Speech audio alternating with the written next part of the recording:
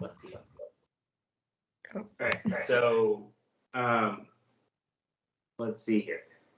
So it looks like I will probably get a few more people, and then those that are on YouTube and on TikTok, welcome. Let me.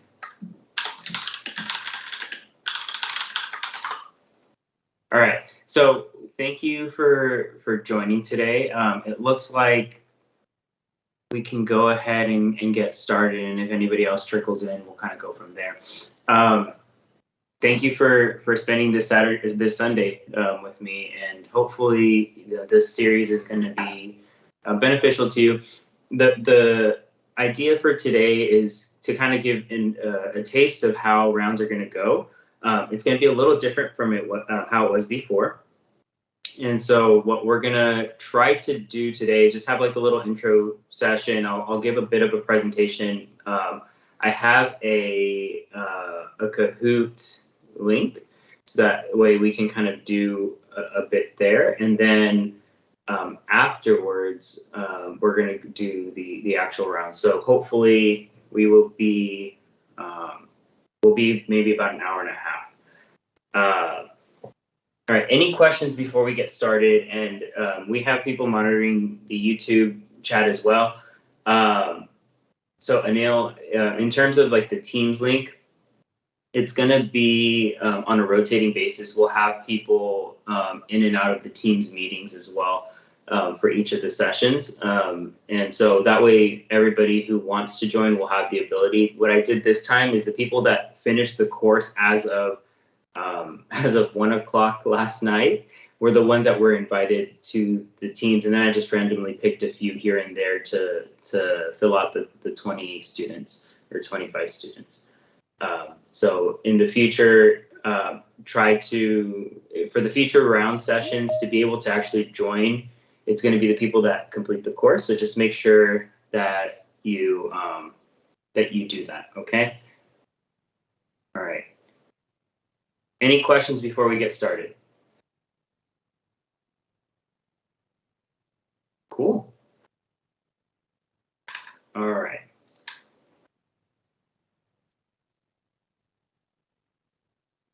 See here. So I gave this presentation before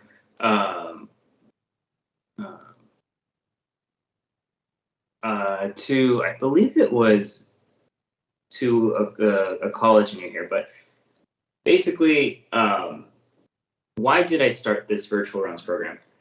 For me, it was one during the in the beginning of the pandemic.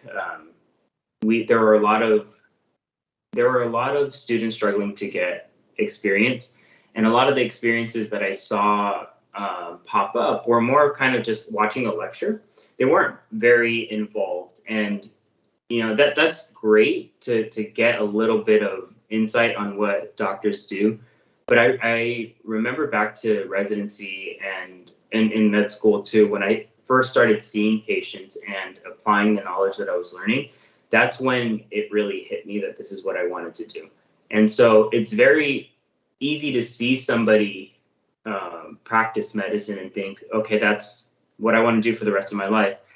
It's another thing to practice it yourself.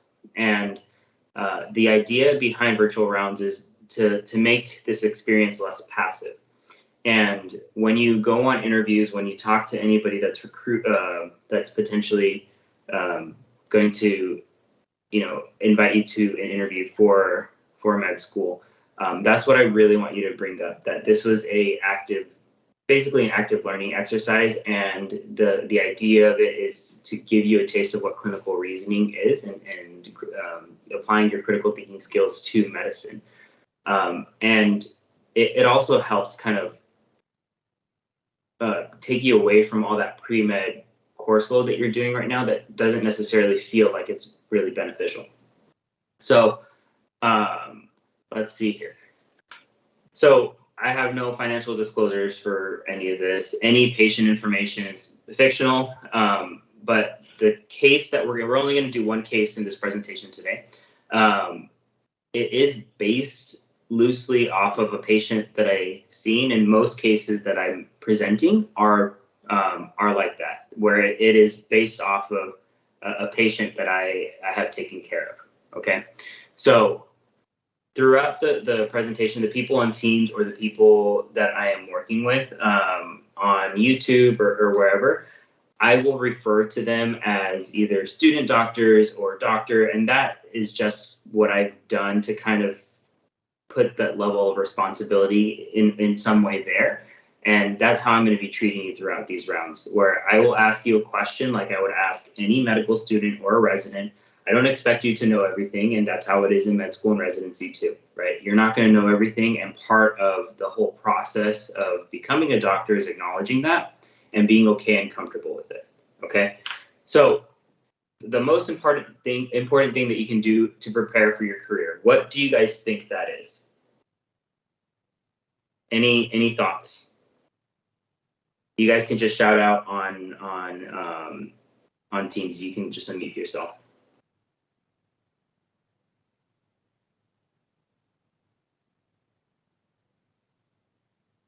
No?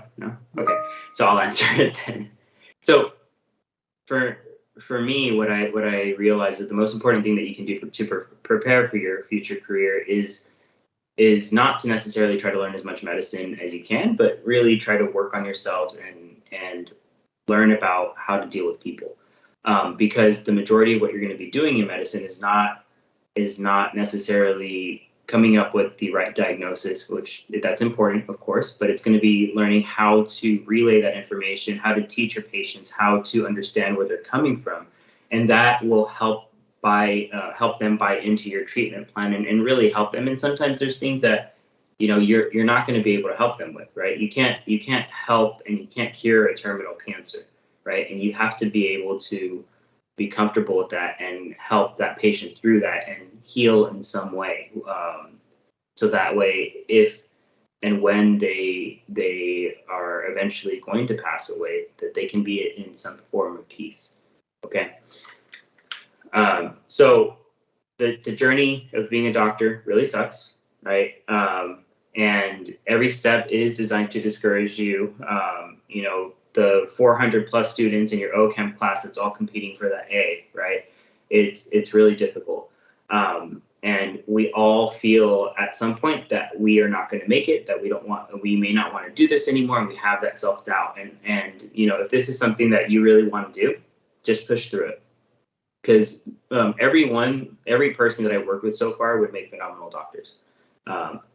And you just really need to remember why you're going into this. Okay.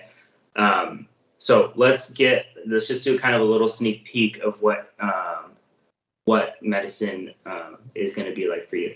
And before right now, that's cool. All right. So this is Batman. He's going to come into play a bit later in our discussion.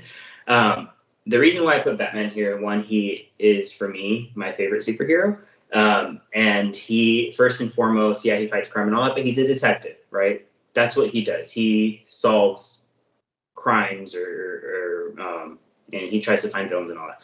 And that's what medicine is. You're being a detective. You're like, in a way, like Sherlock Holmes, right? You have to find the subtlest clues that will point you in the right direction for that patient's disease. And so I'm going to be calling on some people on Teams, just a heads up. So just make sure that your mics are able to come on, okay? All right, so case number 1. We got a 67-year-old female. She presents for follow-up for uncontrolled diabetes, past medical history, type 2 diabetes, hypertension, hyperlipidemia. She was seen 6 weeks ago because her A1C increased from 8.3 to 10.2. The previous doctor attributed it to lack of exercise, increased carbohydrate intake, and so he increased the insulin from 10 units and told the patient to recheck the A1C in 6 weeks. So let's see, Shivani. So we'll start with you. So any thoughts about that at all? It seems pretty straightforward. The patient has type 2 diabetes. A1C is basically a measure of the average blood glucose over the last 3 or 4 months. We look at the amount of glucose on a red blood cell, and the lifespan of a red blood cell is approximately that time frame. So we are able to see more or less where their blood sugars are on average. Okay. So what do you think? What do you think is going on with this patient, and what are your thoughts about how to approach her? So I would think her blood glucose levels are higher than normal, and put her on insulin, Yeah. like she is, to get that under control. Yeah, so she is already on insulin, and the doctor before quite astutely saw that she was at 8.3 and previously, and now is at 10.2. And, just like most of us would do, would say, okay, it's uncontrolled. Let's get you some more insulin. So he increased by 10. Okay. But what are some other things that you'd want to think about, that may play into this patient's health overall? Exercise, her physical activity, her diet, what else she's doing.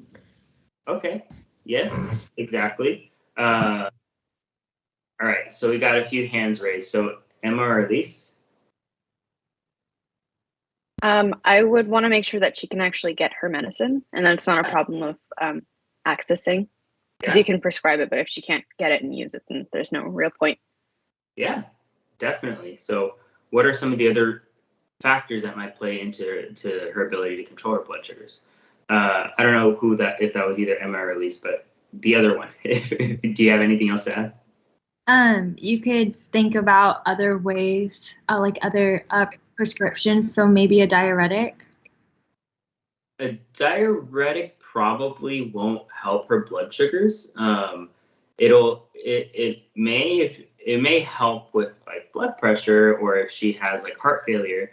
But thinking about other medications is potentially a good idea. If she's just really scared of needles and doesn't want to inject herself with insulin, yeah, potentially we would want to look at other medications. Okay, so now we get the A1C. We do a rapid A1C in the clinic, and her A1C is now 11.2. So it was like 8.3 to 10.2, now to 11.2. So kind of like what you guys pointed out, we really got to figure out what's going on with this patient, right? There's something causing this patient not to be able to take care of her blood sugars, right? And so when you talk to her a bit more, you find out that she was a housekeeper for 30 years, but her shoulder pain no longer allowed her to work, okay? She has bills, doesn't know how to pay them. She's a primary caregiver for 4 grandkids and her mother, who has Alzheimer's. She sometimes forgets to eat, and she's had hypoglycemic episodes when she administers a new dose of insulin. And so when her blood sugars were going too low, she got really scared. She thought it was the medicine, which technically it was, and she stopped it altogether, right? So a lot of times when somebody has been working for so long and they're no longer able to work, there's a bit of a loss of identity and a loss of who you were before.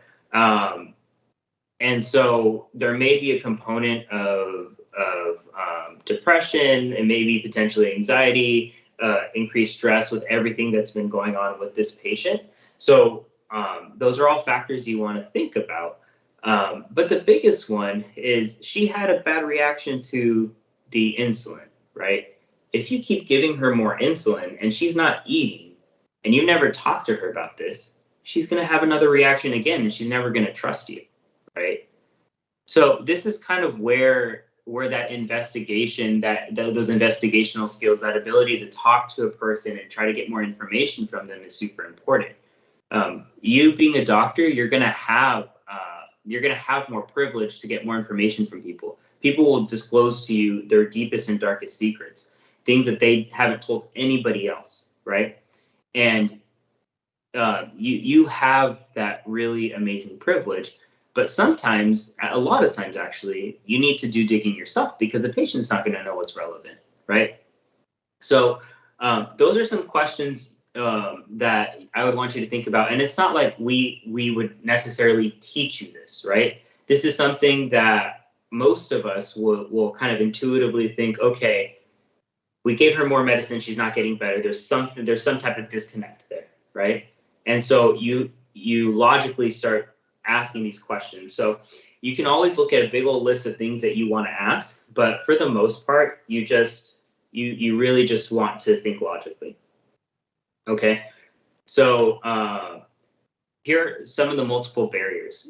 So the first doctor didn't address these barriers and prescribe more insulin. So that caused more hypoglycemia, right? You cause more hypoglycemia, she's scared already, she's not going to take the medicine. So you need to make sure that you make her life easier and your life easier, and really talk to her about insulin, how to use it, simplify the regimen if you need to, decrease the dose to prevent hypoglycemia, and show her that this medication is safe, right? If she runs high, she's already running high right now, but if she runs high for another month because you're going to slowly bring up her medications, that's fine, right? High blood sugar is not going to kill you right away. Low blood sugar will, okay? And then because she is by herself taking care of four grandkids, her own mother, having additional help is super important. So either home health, social services, not APD, not adult protective services, right? Other family members. And then if she's not working and she's worried about paying her bills, she may not be able to pay for her insulin, right? So help her apply for disability, right? These are things that, you're not trained to do in med school, right? There's no class on how to apply for disability, right? It's just something that you will eventually learn on the job. Okay, and I believe, nope, there's one. So a lot of people will cite that it takes too long to figure all of this out, that there's a bunch of patients waiting for you and it's impossible to get all this history. But I'll tell you that it's not. An extra 5 minutes does add up. I will be completely honest with you. And my clinics run late a lot of times, but I'm still able to get out on time. Patients are understanding because at first they'll be upset that I take too long, but once I take the same amount of time with them, they're okay, right? They know that I'm trying to do my job the best I can. And it's important because what will happen if you miss this, right? That's another appointment that she has to book, another copay she may have to pay, right? And then she may not want to come to the doctor anymore because she can't afford it, right? So these are all things that, in the investment of that 5 minutes or 10 minutes or maybe sometimes even 20 minutes is worth it. That way, you can really help your patient going forward. Okay. Any thoughts about that? Either on YouTube, I'm monitoring, trying to monitor TikTok as well. So any thoughts about that at all?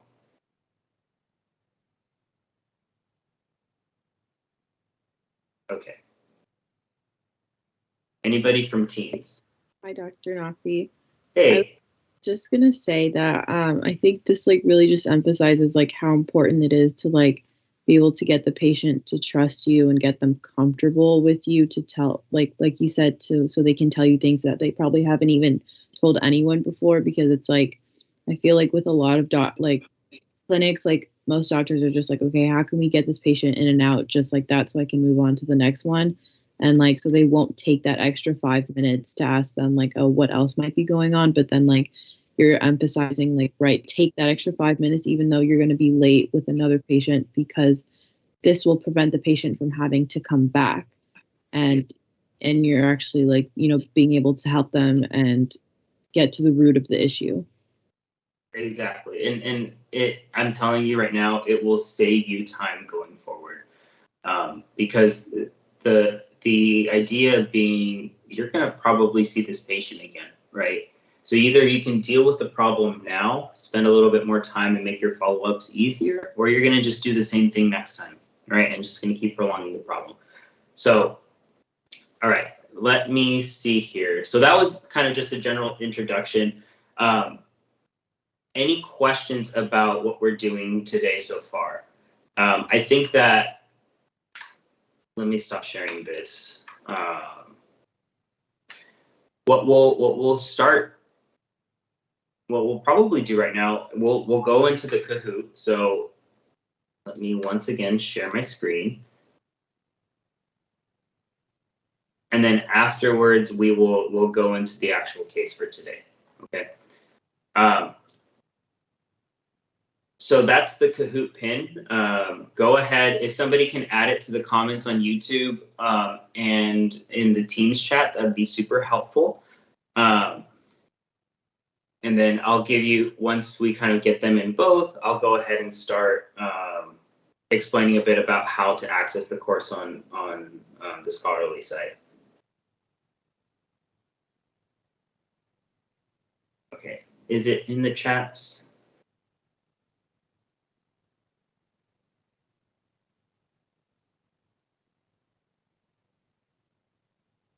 Okay, perfect. So it's on YouTube for sure. And then, cool. All right, so the course is live right now. Last night I put a price on the course of like $200 and nobody buys it. But I don't want anybody to pay for this. This is just specifically for this session, and I am going to, once this rounds is over, I'm going to put it back at a price tag of like something ridiculous, like $200. That way, it'll discourage people from actually paying for the course and using it, because this is how I'm going to be tracking people's participation. But I also want the people who actually went through the course, I want them to have the ability to go back to the case that we're going to be talking about. So if you go to the Scholarly site, the courses here, you'll see that this is the third one that's available, and it says the virtual round session for 116.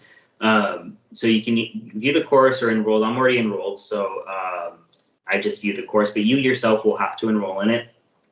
And what we will do right now, I'm going to take a quick break for about like 2 or 3 minutes to give you guys some time to actually complete the course. We'll start the Kahoot, we'll have a little fun with that, and then we'll go into the case, and that should be it for today, okay? So we'll come back at about like 8:56, so like a few minutes, okay?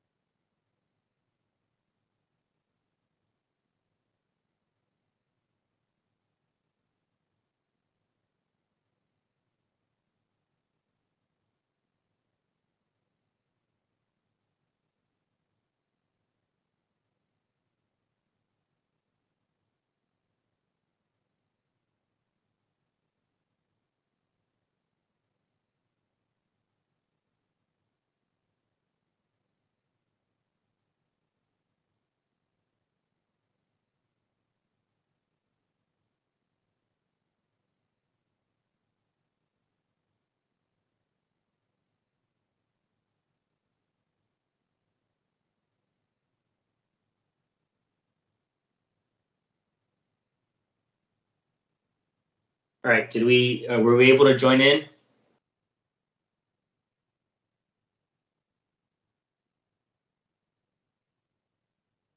Okay. Is there any if there are any issues with the actual virtual round site, just let me know. We'll figure it out.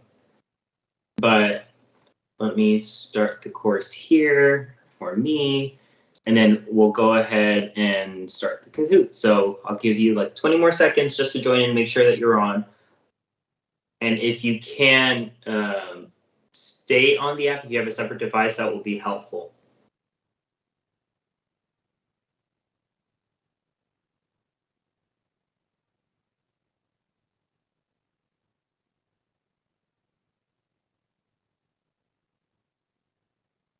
All right, so 5, 4, 3, 2, 1. All right, let's start. All right, so virtual round day 1. All right, let's go. So the first one is just a general poll, okay? So is this your first time doing virtual rounds? Yes or no? And there's gonna be pictures. The pictures aren't generally relevant. It's just I like pictures, and they're really not relevant except for one. I think it's the next one. All right, so I think perfect. So 38 of you that are on the Kahoot is the first time. So welcome. Hopefully this is helpful. Feedback is super important. So please give me whatever feedback you have, okay? And don't be shy about it. All right, quiz. This one isn't for any points, okay? Who is the greatest superhero? Oh, who did that? That's awkward. That's so weird. Why would anybody do that? You don't have Iron Man. You know why? Because I wasn't able to find another superhero like thing on Kahoot. So you guys are hilarious. 23 of you said it was me. No, it's the right answer is actually Batman. So whoever said I don't have Iron Man, sorry, it's actually Batman. But I could only find like 3 superheroes on the Kahoot thingy, so yeah, sorry. All right, and then the last one, and what we'll do after this next question, we'll go and start the presentation or the scholarly case, and then we'll come back to the last 5 questions at the end. The first 3 are not for points. The last 5 are for points, okay? And it is a competition, so yeah. All right. All right, nobody got points because, yeah, it wasn't worth any points. All right, quiz. Australia's koalas are in the middle of an endemic of which of the following diseases? Diabetes, C. diff, chlamydia, or EBV? And if any of you guys are a fan of John Oliver, you're gonna know what the answer to this is.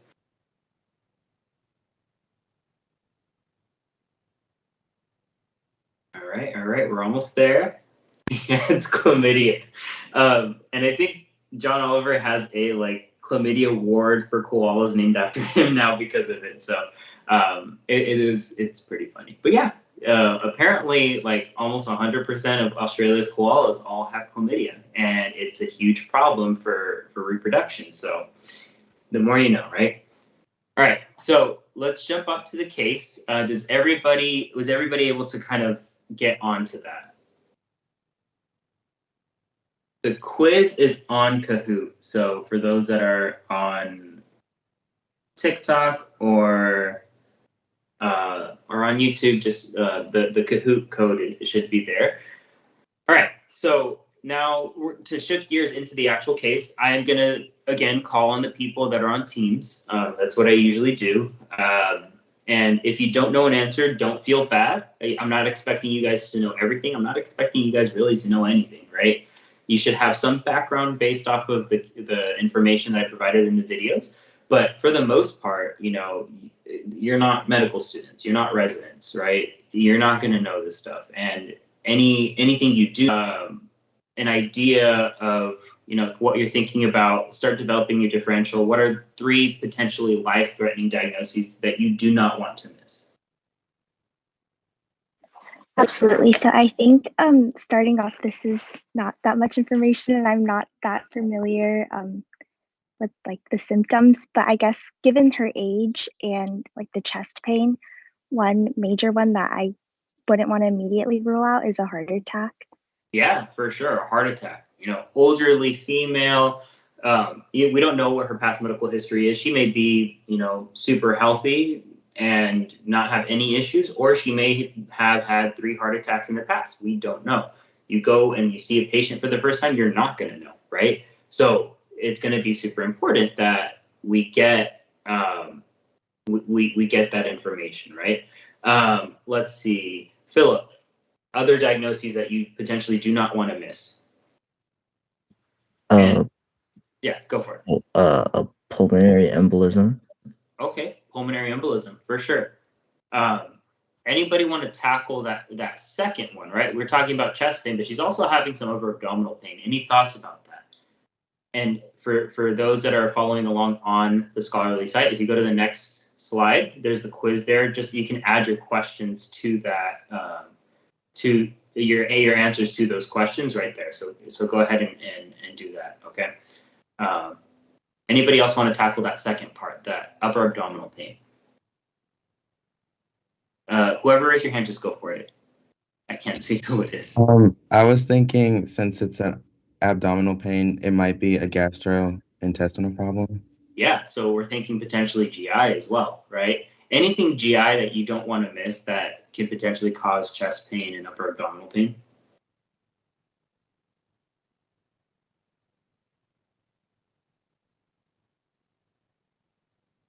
Morgan. Oh, yeah. What did you say? I'm sorry. Oh, anything that you would be life-threatening that would potentially cause chest pain and abdominal pain? And it's okay to say you don't know if you don't. Yeah, I'm not sure. Okay, so if we think about, you kind of mentioned the GI symptoms, like a GI problem. So if there's a problem in the stomach, a problem in the esophagus, something potentially life-threatening would be like, we talked about GERD and peptic ulcer disease. So we don't really have any more of her symptoms, but let's say she perforated her stomach because of an ulcer, right? That could potentially be life-threatening if she's bleeding.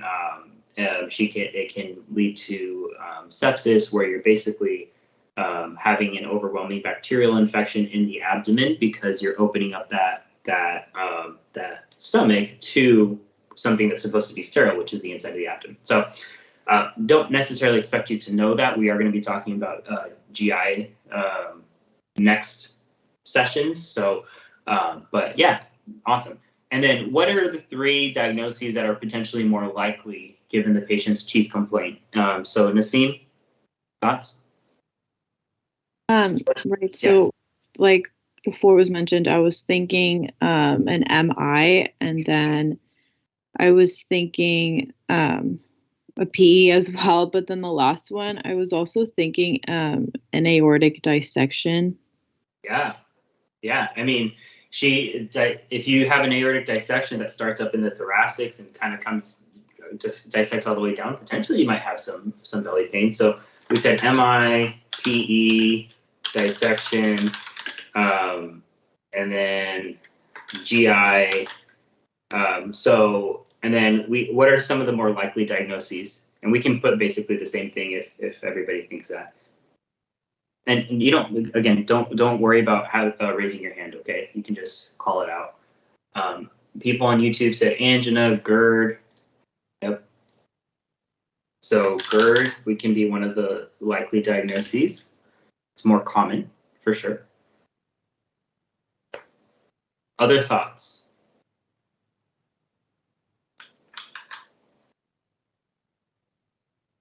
And then we can potentially say MI, PE, dissection as well here.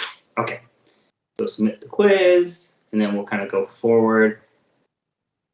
Past medical history. Okay, so we're going to go to Samira. All right, so the patient reports a week of fatigue, intermittent shortness of breath, She is usually able to ambulate to her daughter's house, which is about a block down, but it's been more difficult to walk outside of the house. She has developed, she states that she develops pain in her right lower chest and right upper abdomen when she does walk, and states that it gets better with rest. She says that she believes that that pain is more likely because she's breathing more deeply when she gets the pain, and she thinks that because she gets pain with deep inspiration. So she's had intermittent nausea, diarrhea, headaches, and body aches, but all of that improved about 3 days ago. And she reports a chronic cough over the last 5 years. States that it worsened over the last 2 weeks. It's been productive of yellow mucus, but this has been consistent over the duration of her cough, so over that 5 years. She's been taking regular Tylenol for the chest pain and the headaches. The last dose was approximately 3 hours ago. No palpitations, no fevers, no vomiting, no recent travel. So any thoughts about that, Samir? How, well, first of all, is this patient sick or is she not sick? I don't think so, but the cough seems concerning. Okay. Do you know what I mean by is she sick or not sick? Like any chronic sicknesses that's been occurring? Kind of. So it is kind of like lingo that we typically use in the hospital. When a patient comes in, we say, okay, are they sick or are they not sick? And all that means is this patient somebody that needs to be here in the ER? They have a medical emergency, or is this something that is potentially not as bad? So for instance, sick would be she's having an MI, she's having a heart attack right now. That's a sick patient, right? We need to do something at this moment to make sure she's okay. A not sick patient would be potentially like costochondritis or anxiety, where yes, her pain is there, her symptoms are there, she is feeling ill somewhat, but she's not sick to the point where we need to immediately hospitalize and intervene on her. Does that make sense? Yeah. So therefore, like she's not sick. Okay, so you feel like she's not sick? Yeah. Okay. Anybody feel that she is sick? And I'm not saying that you're wrong. You're potentially right. Yeah. Whoever raised their hand, go for it. I was thinking she could. Oh, wait, you just said that like. I still am thinking about like, oh, she has a pneumonia or something when you said she could be sick. So that was what my thoughts were going to. Yeah, potentially. Yeah, pneumonia is very possible. And you can be sick with a pneumonia. You can be sick, considered sick if you have a dissection, a MI. So it could be either or at this point, right? We're not exactly sure. We got to get more information. So based off of our differentials from before, has anything changed at all? Does anybody have anything more likely at this point? And we can go to Jorge. Any thoughts? Any changes in your differential diagnosis? What do you think is more likely? For me, I would think it would be more like respiratory based on the cough and the yellow discharge. Yeah, potentially. It may be respiratory. She's had the cough for 5 years, though. Do you know of anything that would potentially cause a cough for 5 years like that? Any disease process? No. Okay, that's okay. Some people on YouTube, I think, mentioned it. Some people are saying COPD, gallstones, heart attack, or walking pneumonia, GERD is possible. But yeah, COPD would be something that can cause long-term cough the way that she's having. And so we would want to get a little bit more information, some more medical information. What would be super important on the past medical history, Shivani? What do you think would be important to get on past medical history that may give us an idea about that cough?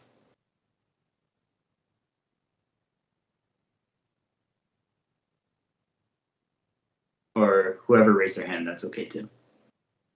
So I don't know if this is really relevant, but did it say that she cleaned a lot? That was like her job, her career.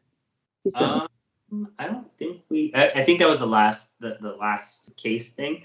But yeah, potentially health exposures. If she was somebody that did housekeeping or was exposed to toxic chemicals for long periods of time, yeah, that can affect the lungs for sure. But I think I think that was the last case that we did. Sorry. No worries. That's good thoughts though. What anything else in like the medical history that would be super important to tell us, what could potentially cause this cough? And it's something that people kind of do to themselves in a way. Could it be like an elective surgery? Potentially, but it would have to be affecting the lungs, right? What is something that causes a lot of lung damage and kind of puts you at higher risk of a heart attack? Smoking? Smoking, yeah. And then I think, Sarah, Sadia, they all mentioned smoking, yeah. So definitely, you would want to make sure whether or not you don't want to check to see whether or not she has a smoking history. Okay, and then anything that is life threatening at this time that we would really want to tack down and work up immediately. And anybody can answer anything that we really want to rule out. I would rule out a heart attack. Heart attack. Okay. MI. Anything else?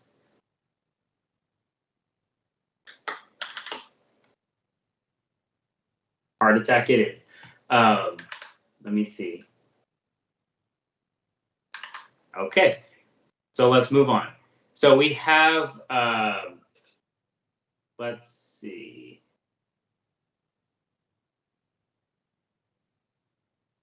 I thought we already did that. Okay. Let's go past medical history now. Okay, so she has no known allergies. She has a history of diabetes, hypertension, paroxysmal AFib, COPD, and a history of colon cancer resection about 25 years ago. She is on metformin, glipizide, lisinopril, insulin, hydrochlorothiazide, amlodipine, metoprolol, Advair, and Pradaxa. She has a surgical history of an adenocarcinoma resection of the sigmoid colon and a C-section ×2. She is a current smoker with a 50-pack year smoking history. She denies alcohol use. She usually dances to exercise. That's like her main form of exercise, but she has been unable to do so over the last 2 weeks because of her worsening cough. So, and we'll go to Morgan. I don't know if you're raising your hand for something before, but I'm going to go to you now. What 2 pieces of information are likely to contribute to the patient's underlying disease process? And we kind of talked about one of them already. And a lot of this can contribute. Just choose one of them. The smoking. Smoking history for sure. That's going to put you at risk for lung damage. It's going to put you at risk for narrowing of your arteries. A lot of different things, right? It's a very inflammatory process. Okay. Anything else in the history that's super important? Elise, anything that you think stands out? I would take note of the AFib. Maybe that has something to do with like how she can't really like walk around all that much anymore. Yeah. Potentially, if she's having some palpitations, if her heart rate's going so fast that she can't actually pump the blood out, potentially may be contributing to her symptoms. Somebody on TikTok put cancer, right? She has a very extensive smoking history. So potentially this may be a cancer, right? So it's going to be important to really try to tack down what is going on and rule out a cancer, right? Especially, if cancers of like lower lobes, that causes a lot of inflammation. It can cause some inflammation of the pleura. Potentially that can be causing your symptoms.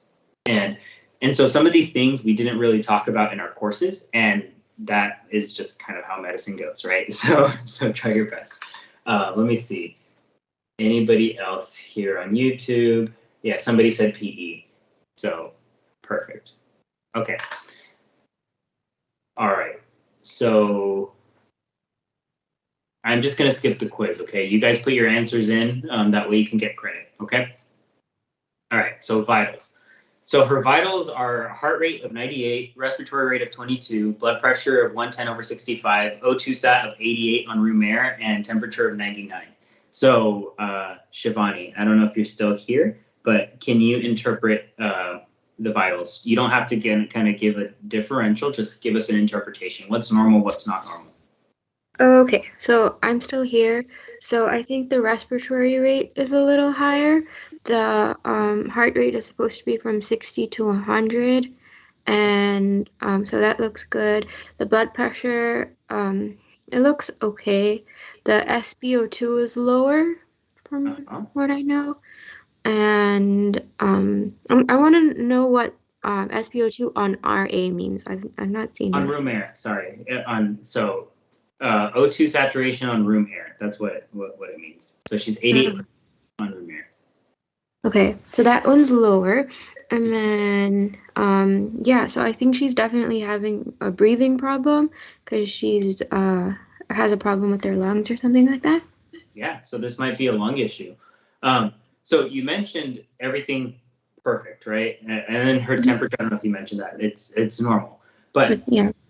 But there's some things in her history that might change how we interpret these vitals. Does anybody want to throw anything out there that might change how we're interpreting the vitals?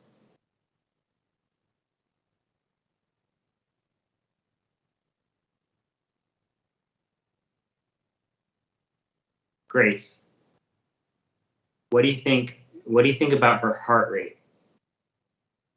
We said it was normal, right? I'm not quite sure how the history would play into that. I suppose she's had a lot of past illnesses, though. Yeah. Yes. And one of those past illnesses is Afib, right? And in Afib, we want to make sure that she's not going too fast because of Afib. What Afib is, for those that don't know, it is when the top of the heart is not able to synchronously propagate a signal. So you usually will get at the top of the heart, you'll usually actually, heart diagram. All right. So in the atria up here, you'll start a signal at the SA node that will propagate down the heart and cause the atrium to contract to push blood into the right, from the right side down into the left side. It goes and it collects here at the AV node, the atrioventricular node, and then that propagates down the ventricles out this way, right? So if you're getting a signal, if you have Afib, what happens is the signal doesn't start here at the node. It kind of just randomly starts throughout the atria. And so instead of the heart synchronously pumping at the bottom, then pumping at the top and then pumping at the bottom to get blood flow out, it just kind of like starts quivering and weakly pumping, and the bottom of the heart will contract irregularly, right?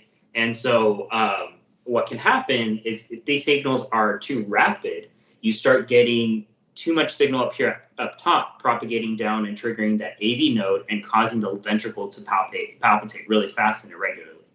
So that the way that we help control that, it's not necessarily, don't necessarily need to keep the rhythm normal, but we want to keep the rate normal, right? So that you'll hear in the future rate control versus rhythm control, right? Do you want the heart rhythm to be normal, or do you want at least the rate to be stable? And we at least want the rate to be stable. And so one of the medications we give for that is metoprolol, right? Metoprolol is a medicine that will slow down how fast your heart beats. And so it'll decrease the amount of signals going down through the AV node and triggering the ventricle to contract. And that helps prevent that rapid ventricular contraction, or a rapid ventricular rate. Okay, so if we go back here, she's on metoprolol and her heart rate's 98, right? So is she in Afib? Is she in regular rhythm? Is she potentially lower because of the metoprolol and she's actually tachycardic? We don't know, right? And that's something that you want to make sure that you have in the back of your mind, how these medicines will relate to the actual disease. And again, you guys don't need to know this cold, right? I'm going to guide you through this. And that's part of the process and having you think about different aspects of the patient's history and how it plays into how they present, right? Does that make sense?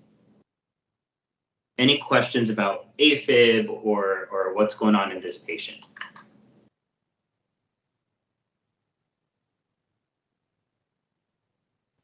Would cardiac output be an important factor? Like if her heart rate lowered, would stroke Yes. volume have to increase to compensate?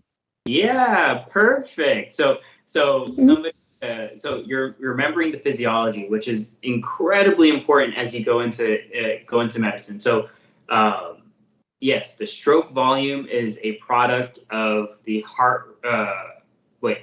Cardiac output, sorry, is a product of the stroke volume and the heart rate, right? So if her volume is down, her heart rate's going to have to go up to compensate, right? So wait, did I say that right? So if her volume down, her heart rate's gonna have to go up to compensate, right?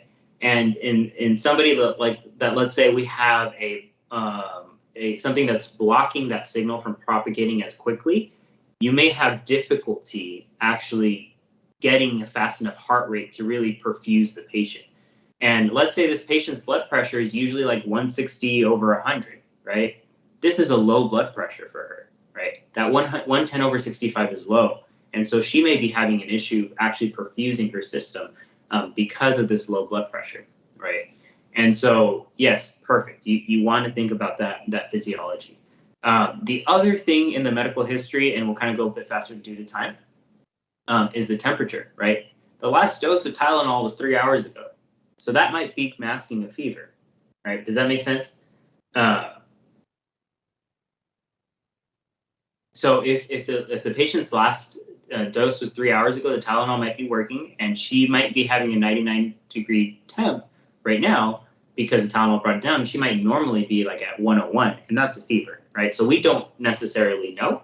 We just have to keep that in the back of our minds. And I think, like a lot of you pointed out, the O2 sat is low. In people with COPD, I think somebody from TikTok said, isn't oxygen lower with COPD patients? And yes, it is. O2 sat is generally lower. And we want to keep it lower for not necessarily this low, but we have a lower threshold of wanting to give oxygen in patients that have COPD because we don't want to suppress their respiratory drive. And I'll kind of go over that in the future if and when we talk about COPD, because it's pretty involved physiology. But yes, in general, COPD patients have a lower oxygen level, but not this low, right? If they're at 88, we don't want them to actually go this low. Okay. All right. So I think our differentials may have changed now. So let's see, Emma, what is going to be at the top of your differential? What is it that you're going to want to rule out at this point? Any GI or gastric. I'm looking like it looks like the pulmonary chest diagnosis have more to do with the vitals that she's showing. So I'd rule out like GI. Okay, yeah. So GI is a little less likely at this point. Usually GI symptoms problems won't cause a low oxygen saturation. So you're entirely correct. What are some like dangerous diagnoses that you'd want to make sure this patient doesn't have? A pulmonary embolism, because her vitals are quite similar to that. Yeah. So a low oxygen saturation, a high heart rate. She's not quite tachycardic, but again, the medications may be factoring into that. So definitely a pulmonary embolism. What else? And checking on YouTube as well. Nothing quite there yet. Okay. What else would you want to rule out still? Things like a heart attack. Yeah, you still want to rule out a heart attack, right? If the heart if the heart tissue is dying and you're no longer able to perfuse as well, and you're not getting enough blood flow to the coronary arteries, that would potentially cause a lower perfusion to the lungs. If you don't have as much cardiac output, you might not be able to oxygenate as well. It's very possible. Okay, so yes, so let's keep all of that in mind, and we'll kind of move on. So physical exam. All right, and I'm gonna ask Elise to interpret this and give us some thoughts. So she's generally well developed, well nourished. She's in mild distress. She appears uncomfortable and has an increased work of breathing. Her head, ears, nose, eyes, ears, nose, and throat exam shows equal round and reactive pupils, dry mucous membranes, erythema of the posterior oropharynx, and clear congestion. So we'll kind of just stop right there. What are your thoughts about that?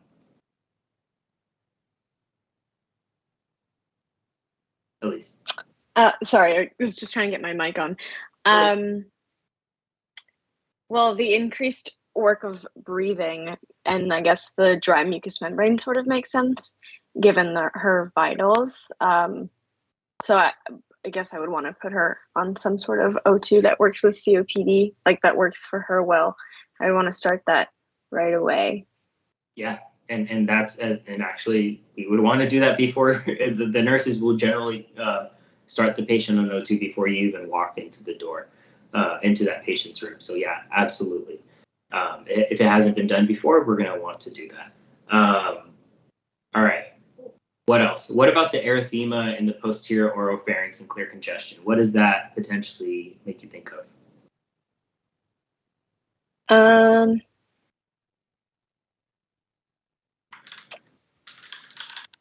I'm not too sure. So that's kind of, we're looking at a diagram right here. That's going to be this part right here, right in the back. Actually, more down here, sorry. Right in the back of the throat. It looks like it's red. May potentially look like that, right? Some redness in the back of the throat. What do you think could potentially be causing that?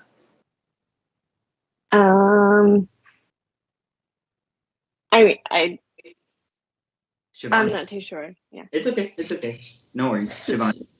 So would that be her cough that's inflaming the area, making it red, sore throat, anything like that, an infection? Yeah, and potentially an infection, right? She's had a chronic cough, but it got worse over the last two weeks. So definitely. All right. So yeah, she might have an underlying infection. Now, if we go back, and I'm going to kind of just skip around here. If we go back to her past medical history, or her history of present illness, she's been having, where is it at? She felt intermittent nausea, diarrhea, headaches, body aches, and all that improved 3 days ago. What do you know about, what do you know is going on right now that could potentially cause that? Anybody can answer.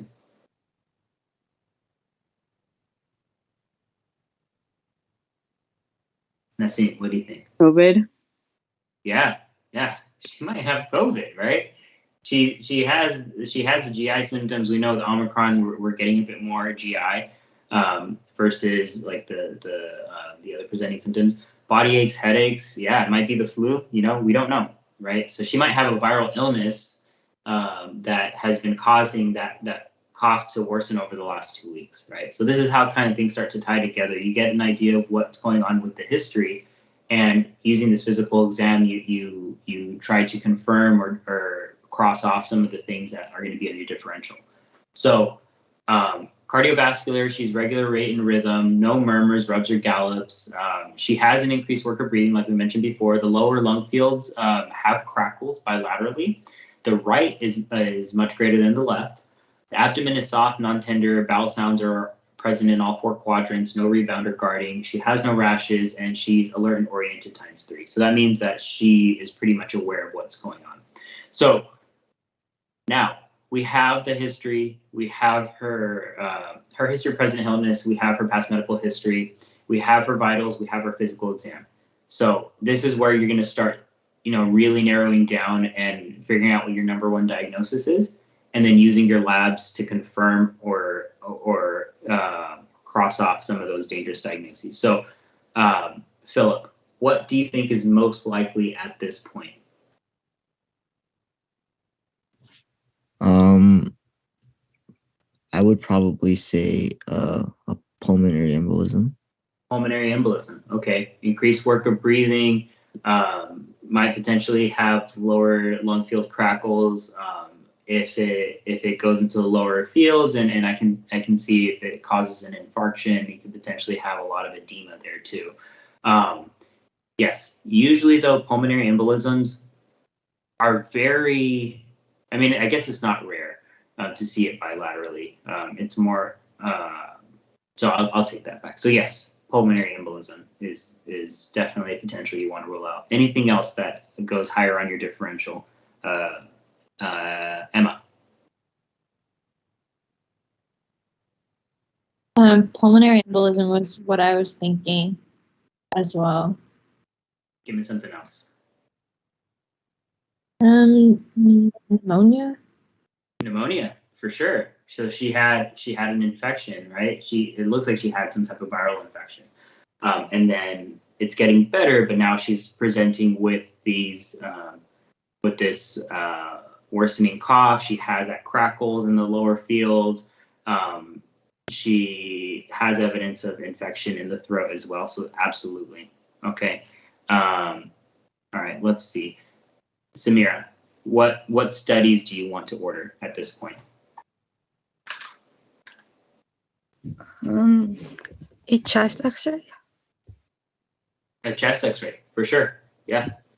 And I think that somebody said, if it's COVID, why has she had a cough for 5 years? So I think that the cough itself for the 5 years is not necessarily because of COVID. She may have the cough because of her COPD that is long term, and now she had COVID or some other viral illness that was superimposed on that caused her cough to worsen. Okay, so I'm not saying that the cough for the 5 years was potentially due to COVID. It was more likely exacerbated by it. Nassim, I think your hand was raised. So if we were thinking like a pneumonia, could we order a CBC, Yeah, what are you looking for on the CBC? a white blood cell count? Yeah, for sure. You want to look and see what that white blood cell count is. If it's really high, she might have a more serious infection. Definitely, right? So we got the CBC, we got a chest X-ray. Anything else you want to order? Ultrasound. Angiogram. I heard potentially an ultrasound, and then what was the other one? An angiogram. An angiogram, right? If you're thinking of pulmonary embolism, yeah, you'd want to rule out the pulmonary embolism with that angiogram for sure. Right? What else? If she has dealt with Afib, could we order an EKG? Yes, absolutely. Even if she didn't have AFib, right? You want to get that EKG to rule out an MI, right? That's going to be the most important thing, right? So go ahead and add your answers to that next quiz part, all right? And I'm going to jump to the additional studies. So the CBC, forgot, was it Elise? I think that said that the white blood cell count was 22, right? So is that high or low?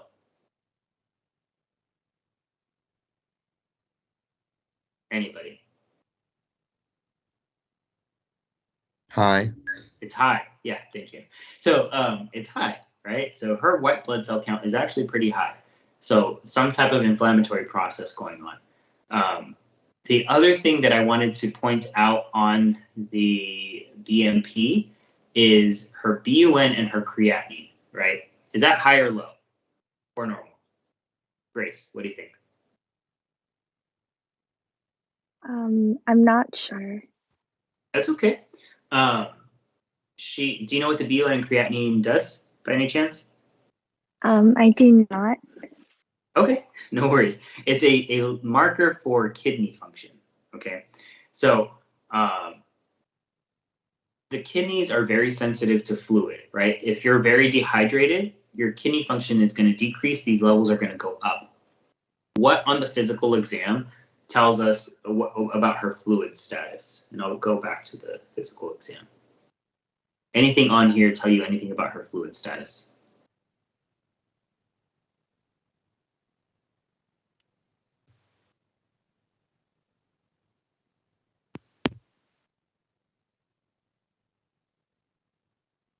Any thoughts?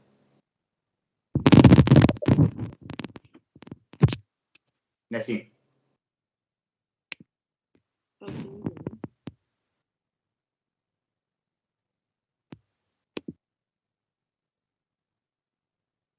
Nassim, any thoughts about what our physical tells us about our fluid status? Sorry, can you hear me? Yeah, I can hear you now. Okay. I said like her dry mucous membranes before you highlighted it. Yeah. So yeah, her dry mucous membranes tells us that she's dry, right? She doesn't have enough fluid in, and and that can potentially be causing that damage to the kidney, right? So yes. Now let's go first with download it. All right, let's see. That's not showing up. All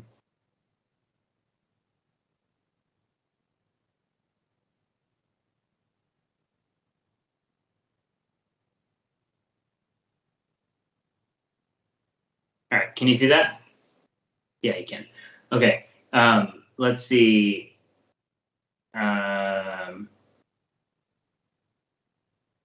Jorge, do you want to try to interpret this EKG?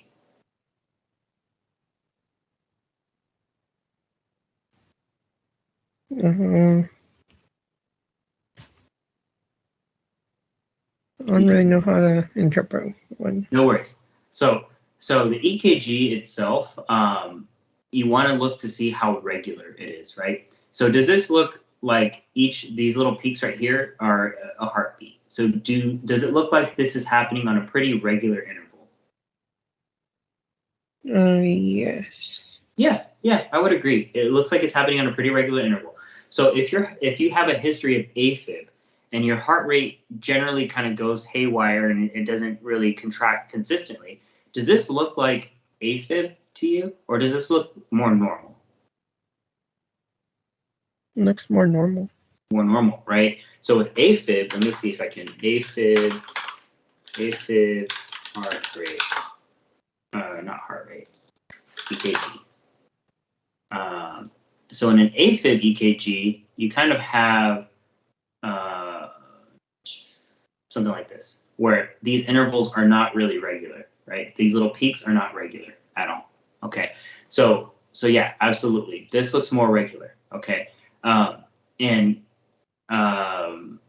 it looks like the heart rate is okay. So the way that the easiest way for you guys to kind of check the heart rate is count the number of peaks in the strip. Usually these strips are 10 seconds. So this is 1, 2, 3, 4, 5, 6, 7, 8, 9, 10, 11, 12. So 12 peaks in 10 seconds, that's going to be, so 12, and then you multiply by 6, that's going to be 72 beats per minute. So it's a little bit slower than what we saw in her vitals, but that's okay. And then there's a bunch of other stuff that you would generally look for on the EKG, but the last thing that I really want you guys to focus on is this ST segment right here, okay? Does this look like it's more or less the same as the other side, where this little bump right here, the P wave, goes to this big bump, the QRS? Does this baseline here look about the same as the baseline here? Shivani, what do you think? Do you think that this baseline here looks about the same as the baseline there? I think it looks larger. It looks, or meaning, is it like more raised? Like, is it on the same level? Like it's on the same level, but it's longer. Yeah. Yeah, and we would expect that, right? The interval between the big bump and this second bump over here is generally longer than this first little bump and that big bump right there. Okay, so yeah, that's normal. But in terms of the elevation, does that look normal to you? Yeah, I don't see any elevation there. Yeah, and then I can show you STEMI EKG. This is what you're kind of looking for. That's probably not a really great one. This one, okay, where you have this. It doesn't come all the way back down. Instead, it comes down a little bit and then just jumps up to that next wave, and that is a sign of a heart attack, right? So this is a little bit easier to visualize. Doesn't come all the way back down to that baseline. Instead, it comes here and then jumps into that second wave. So if you look at the one that we have, it looks pretty normal. You know, you're coming right back down to where that baseline is. Okay. So this looks like a very normal EKG. I would interpret this as just normal sinus rhythm. There's nothing here that I can really see that we'd be necessarily worried about. Okay. All right. Any questions about that?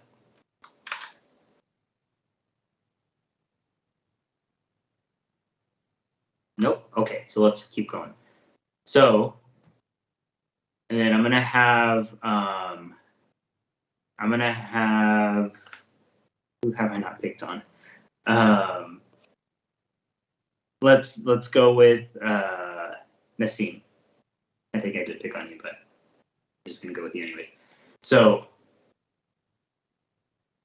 go ahead and interpret that chest X-ray for me. What do you think is going on? So if we look at the left and right lung, I think if I'm looking at it correct, I think it's the left lung that the lower, like the lower lobe looks obstructed. Like there's something there that should be there. Yeah, and that's the extent of what I want you guys to get out of this. There's something there that we really don't know what that is, right? And, you know, in terms of interpreting chest X-rays, the easiest and probably not the correct way to do it, but for you guys, it'll be correct until you actually, either I actually teach you or somebody else actually teaches you how to read them. Just look for symmetry, right? You're going to have something asymmetric because of your heart. Your heart is more on that left side, so you're going to have a little more stuff here going on this left side where the heart is. But in general, the heart, the lung markings should be more or less the same. And you can see here, you can see kind of some dark stuff in the actual lung. This looks pretty healthy. These are normal, more or less normal lung markings up here. But over here, you don't have that darkness. It's just a bunch of stuff there, right? It's not very solid. It just kind of just looks like hazy, whiter. And that tells you that the lung tissue is not necessarily normal. Chest X-rays in general penetrate very well on less dense tissue. So if your lungs are mostly full of air, you're going to see more dark in those areas. And then the denser tissues, like the bones, they're going to be whiter, right? So you see all the bones here, they're pretty white. Healthy lung tissue here, you have some markings here from the vessels and the bronchioles and all that. But here, there's just a bunch of white, right? And so there's something there. There's something going on there, exactly. And just super quick, the way that I would generally approach chest X-rays, I do A, B, C, D, E method. It just really worked for me. So A is the airways. You look at where the airways come down right here. So we can kind of see the trachea coming down here into the bronchus on the left and the bronchus on the right. That looks pretty good. B is your bones. So just check all the ribs to make sure there's no fractures. You look at the spinous process of the spine right there to make sure it's midline and it looks pretty good. And then look at the bones elsewhere, the clavicles, make sure everything's okay. C is cardiac. You make sure the heart silhouette is normal, right? And hers looks pretty normal. It's a little bit shifted to that right side, but it generally looks okay. D is your diaphragm. So you're supposed to be able to see a very sharp peak at the diaphragm right there. And hers on this left side looks pretty good. Can't really see anything on this right side, right? So there's something going on there. Some fluid or something obstructing that diaphragm, okay? The other thing that you want to look at is underneath the diaphragm, you want to make sure that there's no black spots, right? Because that means that there's air underneath the diaphragm. That means that you potentially have a perforation of your abdomen, or of your bowels, that's introducing air into your abdomen. So hers looks fine. And that was D. And then E is everything else. And when I say everything else, I go and look at the lungs. And I look at the lungs last because just kind of like you probably did when you looked at this chest X-ray, you said, oh, wow, there's something going on right there, but you might have forgotten a broken clavicle, like by just focusing on this. Does that make sense? Cool. Let me see, any comments? And so yeah, somebody is asking about what we consider left and right for the patient. So we always refer things anatomically to the patient. So the chest X-ray is like the patient looking at you, and so this is going to be that right side. So your left side looking at it is going to be the right side here. So that's the right side, that's the left side. And if you're ever unsure, the heart generally protrudes more to that left side. Okay. And so this one's a little bit more difficult to see because the heart is a bit more midline, but yeah. And then usually there will be like an L somewhere saying left side. Okay. All right. So we know that there's something there. Let's go back here so we don't run out of time. So what is, actually we can just go to the assessment and plan. All right.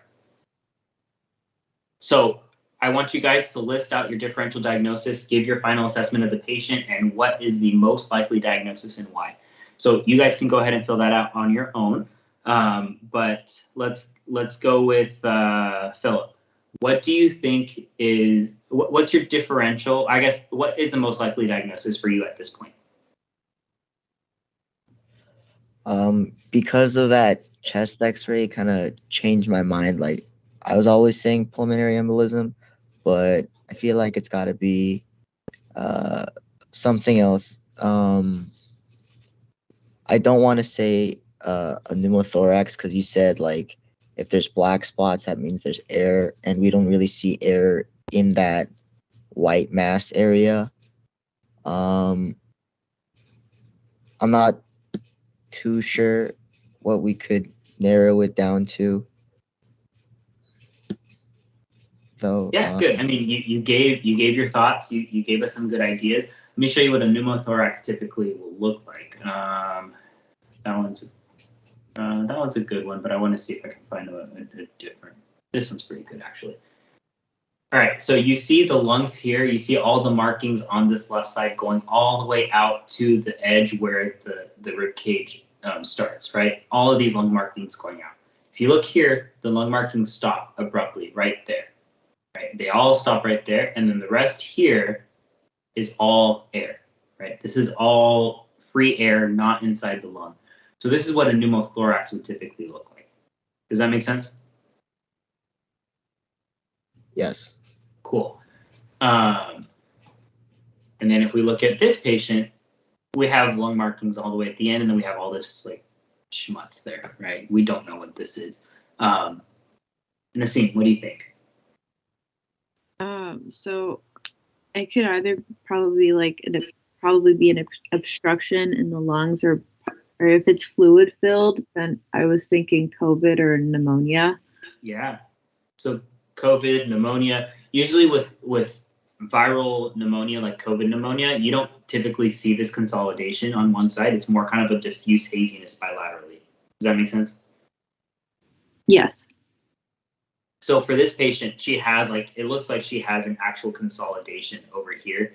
It looks like there's a dense pocket of pus or something there, right? So I would call this most likely a pneumonia. And her story kind of fits, right? So if we go back and review what her chief complaint was, yes, let's leave the quiz. So she was having chest pain and upper abdominal pain, right?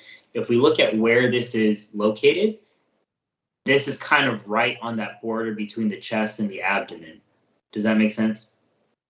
So if you're having pain, if you're having an infection here that's causing inflammation of the pleura, that lining of the lungs, and she mentioned in her history that whenever she gets chest pain and abdominal pain whenever she walks, but she thinks that it's because she's breathing more deeply, right? So that goes with pleuritic chest pain. That kind of goes in hand where you're moving that pleura against the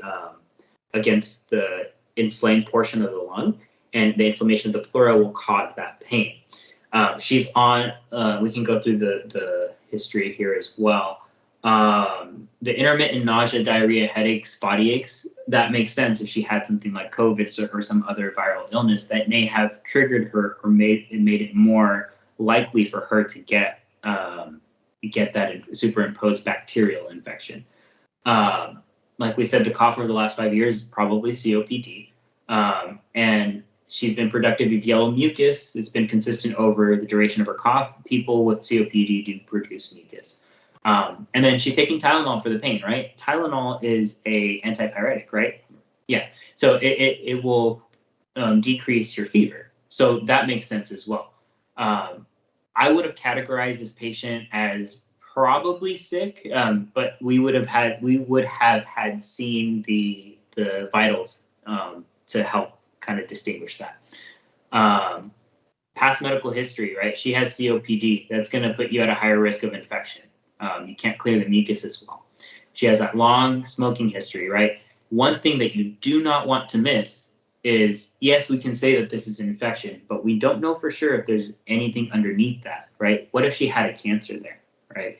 Generally, cancers will be a bit more dense. This over here looks a little bit denser, but it looks like an actual like white nodule. And so I would say that potentially we would potentially want to get a CT scan. And if we're worried about a pulmonary embolism, we may think about a CTA, which is that angiogram.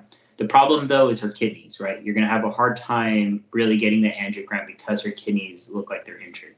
Okay, so all things that you'd want to consider, again, not at your level. You're not potentially there yet, but those are things that you're going to want to consider in the future, right? And then let's see here. We talked about the vitals, how the O2 saturation is low, and that's most likely because of that infection. And she has sensitive lungs, right? You knock out a part of the lungs in a patient that has COPD, they don't have a really good reserve to begin with, right? So you're making it more difficult for them to actually breathe.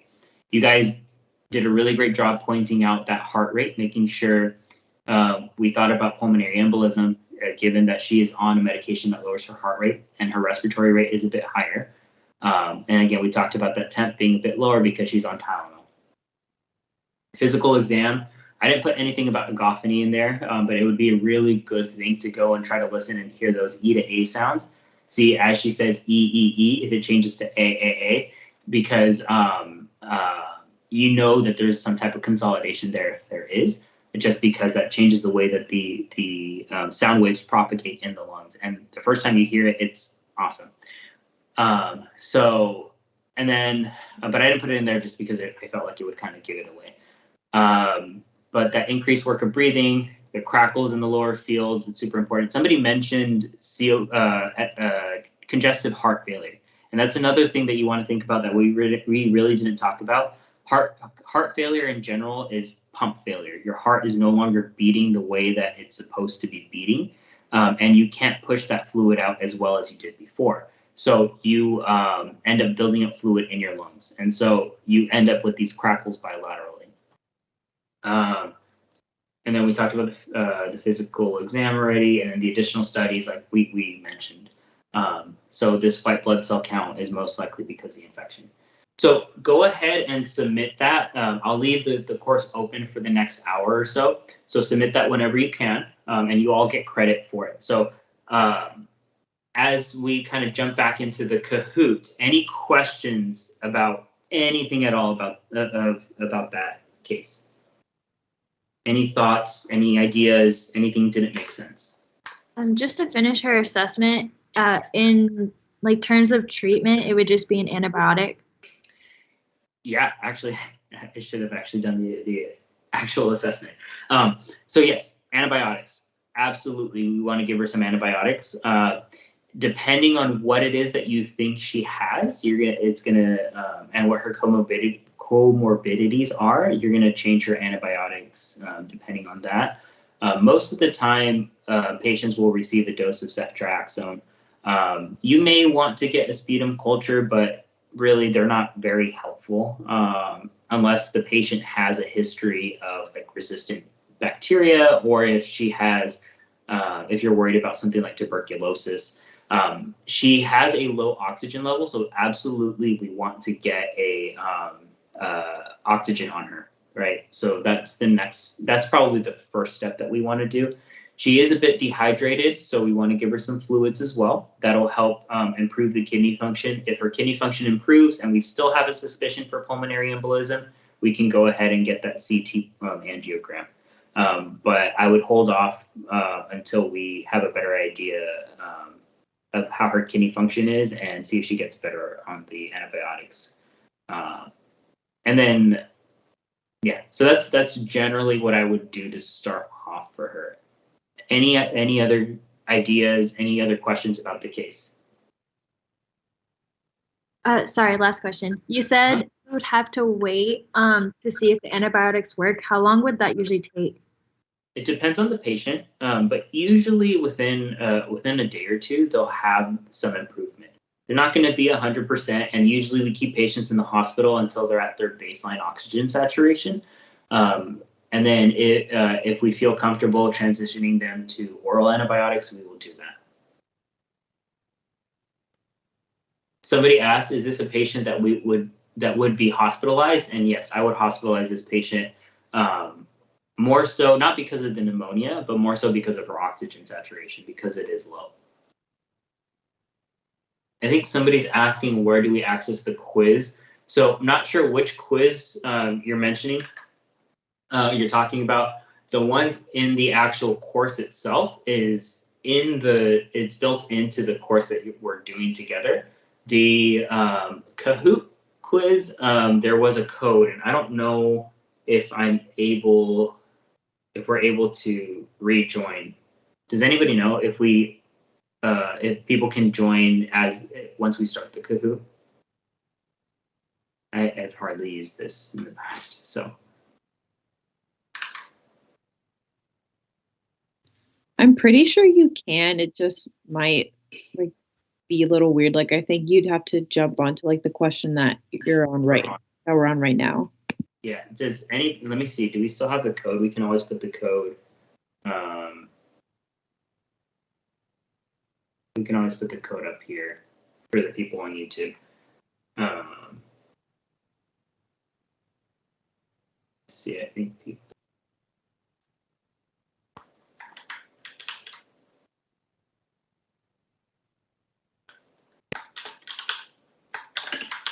Okay, so that's the code. So I think somebody asked, can you tell us the actual diagnosis next week? So the diagnosis is pneumonia. That's the diagnosis for this patient.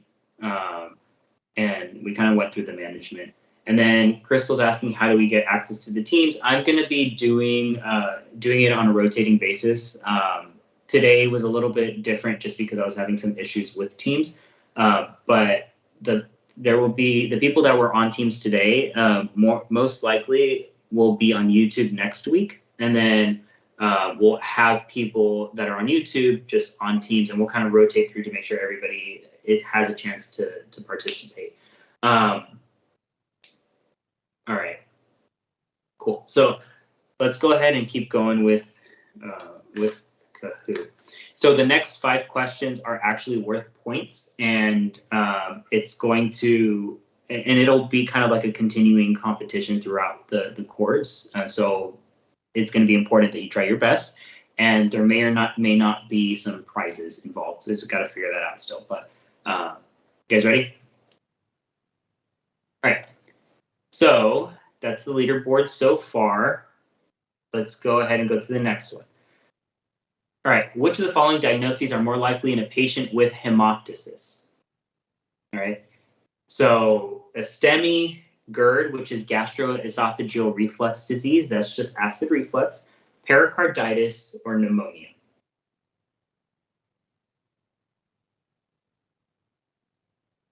And that's a really cute picture of a sloth. All right. So we're saying 16 said pericarditis. So pericarditis is the inflammation of the pericardium, which is the lining around the heart. So usually you wouldn't have hemoptysis with it. So hemoptysis is coughing up blood, right? So if you have blood in the airways where you're coughing it up, and you're coughing it up, it would be difficult for that blood to go from the pericardium into the lung space and then cough that up, right? So it has to be somewhere in the respiratory tract. Sometimes people come in with a bit of blood in their sputum, and a lot of times that's just because of irritation of the throat and some of the airways that causes a little bit of blood. But if you have a lot of inflammation in the lung, you have breakdown of the vessels, and you have a little bit of bleeding because of that infection, like you would get in a pneumonia, you can get hemoptysis, which again is just coughing up blood. All right, so let's see who's on the top. So Aman is on the top, followed by Lauren, Sony, Anza, and Nassim. Okay, all right, let's go to the next question. Patient presents with hypotension and chest pain that pierces through him. What is the most likely diagnosis? Pericarditis, aortic dissection, pneumothorax, or a STEMI? And those are really cute penguins.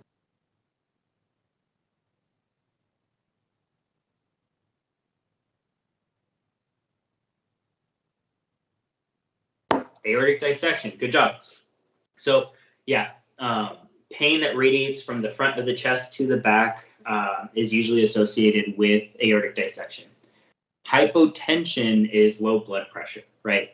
So if you are having blood not going through the vessels and instead going through that dissecting layer, you can decrease the overall blood flow to the body. But usually if you have true hypotension, it's because that thin layer that was initially holding all that blood together in that dissection is now rupturing.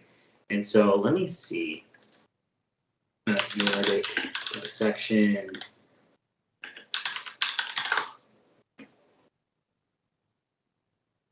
Yeah, so you have a normal blood vessels there, get that little rupture, and then blood starts to leak through there, and it can kind of keep dissecting down, and then eventually, if you see here, that false lumen is very thin, right? You can have some blood clots there, but what can happen is that can eventually rupture and is very, very dangerous, and you can spill all of that blood into a cavity that it has no business being in, right? So that's how you get that hypotension. All right, so let's see who's up top. Aman is still up top, followed by Philip, Nassim, Jorge, and Morgan. Cool. All right, next.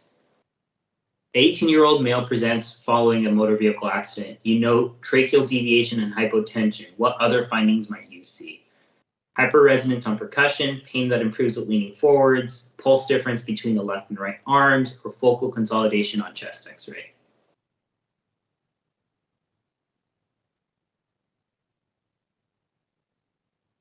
All right.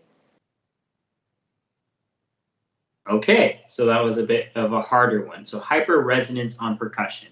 So what do you think is going on with this patient? Any thoughts about what this potentially is? A pneumothorax. A pneumothorax, perfect. So so hyperresonance is as you tap on the lung itself, it sounds more hollow. It's resonating more. It's not as dull as you would find on just regular lung or in a pneumonia. When you tap on a pneumonia, there's a lot of fluid there, so it sounds very dull versus more drum-like when you tap on somebody that has a pneumothorax. If this patient has tracheal deviation, that means that the pressure in the lung is kind of pushing everything to one side, and potentially has a tension pneumothorax, which is a medical emergency. And because of that pressure, you may not be able to get enough blood flow returned to the heart, and that causes your hypotension. Okay, so yeah, you would probably find hyperresonance on percussion. Pain that improves with leaning forward is usually due to something like pericarditis. Pulse difference between the left and the right arm. If you have a dissecting aneurysm and you interrupt some of the branches of the aorta, you'll have that difference in the left and right arms. And then focal consolidation on chest x-ray, that's more likely a pneumonia like we talked about today, okay? All right. So we're at Philip. Philip is going up to number 1, then Aman, Rachel, Naseem, and Jorge. All right. So I think this next one is the last, oh no, second to last. Chest pain that's reproducible with palpation of the chest is best treated with which of the following? Cardiac catheterization, nitroglycerin, antibiotics, or ibuprofen? And elephants are my favorite animal. Just a random fact that you didn't need to know, but they are. All right, so, all right, 11 of you guys got it right. So cardiac catheterization you want to do in somebody with a STEMI, somebody that has an active heart attack. You'd want to get them to the cath lab as soon as possible. Nitroglycerin was the most popular answer. That one you'd want to do if you suspect something like angina, where the heart vessels are kind of narrowed, but they're not completely clogged. And or even in a STEMI, you'd want to give nitro to try to open up those vessels as best you can to get as much blood flow to that heart tissue as possible to prevent death. Antibiotics you want to do with a pneumonia, and then ibuprofen is something like caustic chondritis. So if you have chest pain, if somebody's having chest pain and you can reproduce it as you push on the chest wall, that's usually because something like caustic chondritis is more of a musculoskeletal issue. So ibuprofen is the more appropriate treatment for it. If you have a high enough suspicion, get an EKG, make sure they don't have a STEMI or an NSTEMI. If the EKG is normal, you get troponins and it's normal, but you still have a suspicion that maybe it's the heart, you can always send up for a stress test. But at that point, it's no longer an emergency. You wouldn't necessarily do a cardiac cath. And I probably wouldn't give nitro unless I have a strong enough suspicion that this may be like angina or a heart attack. So ibuprofen is the right answer, which reminded me, part of the labs, I didn't give you the troponin, and I did that purposely because I wanted to spark a discussion about it, and I forgot. So in that patient, I was going to ask you, what do you think the troponin is going to be? And actually, you know what? I'll make this kind of like a homework assignment or something that I want you guys to think about, okay? Go back and look at how the patient was presenting in our case and think about what you think that troponin would be. And then we'll kind of discuss it again next week, okay? All right. And then Philip is in the lead, followed by Leslie, Aman, Noor, and Bellini. Okay, all right. And then the last question. A patient with hypoxia and sinus tachycardia on EKG likely has which of the following diagnoses? An NSTEMI, angina, pulmonary embolism, or anxiety?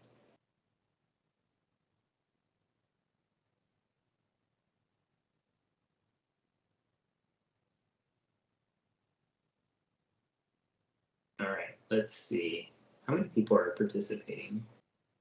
40-something. Okay, perfect. The majority of you got it right. So an NSTEMI will usually show ST segment depressions on EKG. Angina, a lot of times, won't show any changes. It may have you may have some signs of cardiac injury if somebody has had a previous infarction, they've had an MI in the past.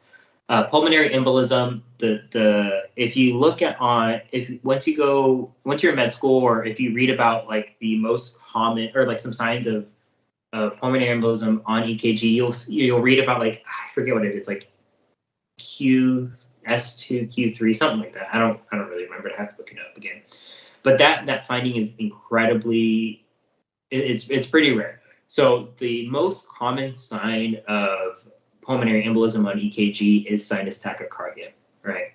So this patient who's hypoxic, who has a low blood oxygen levels and has tachycardia on EKG, more likely has pulmonary embolism.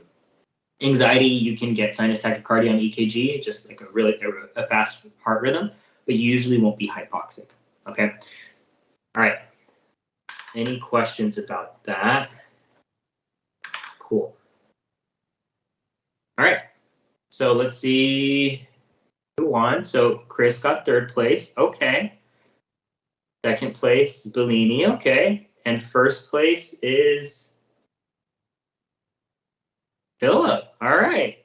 All right, so I'm gonna have to figure out what we're gonna do for the winners, all right? And then I got 4th place Leslie, and 5th place I have no idea who that was because it just went really fast. So we'll figure out what we're gonna do for the people who win. And that we're about 11 minutes over, so I apologize for the time, but that pretty much concludes our day today. I am gonna stick around. I'll answer any questions that you guys have, all right? So let me stop presenting this. We'll kind of come back here. Let me check YouTube and everything else. What questions do you guys have for me? And any feedback? Was this helpful? Did you guys have fun today? Was this enlightening in any way? Thoughts at all? It was great. Thank you. Very informative. Awesome. So for next week, we'll probably do something very similar where we will have a case. We may do that second case in that presentation that I had. That's a little bit more like humanities and medicine stuff.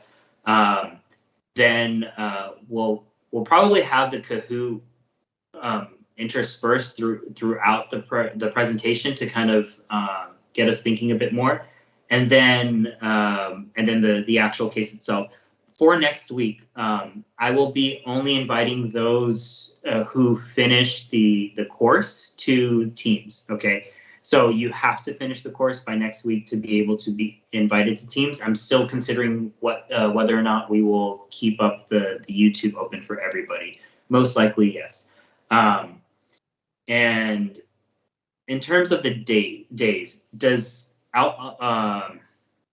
I'll try to figure out what's best. I was thinking Sunday may be better, but I know it's very dependent on each person. Sunday or Saturday, I'll maybe put out a poll on Instagram, so make sure that you follow me there and just give me your thoughts, Sunday or Saturday, what's best for you. And we'll keep next week to TBA, but more likely on Saturday at this point. Okay, and it's usually going to be around the same time, about 8:30. For those of you having trouble logging into Scholarly, just send me a message on Instagram or email me. I will have to send you a reset password thing. So, yeah. Other thoughts? Any other questions that you guys have? So some people are saying Sunday. Cool. Yeah, don't feel obligated to stay if you guys gotta go. I'm able to answer any questions about this, about pre-med stuff, whatever you guys need. And if there's no questions, we'll sign off.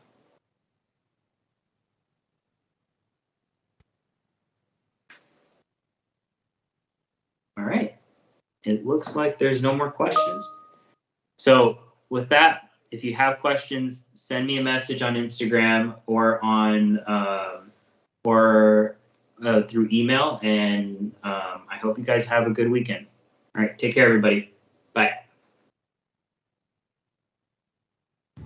Thank you. No problem.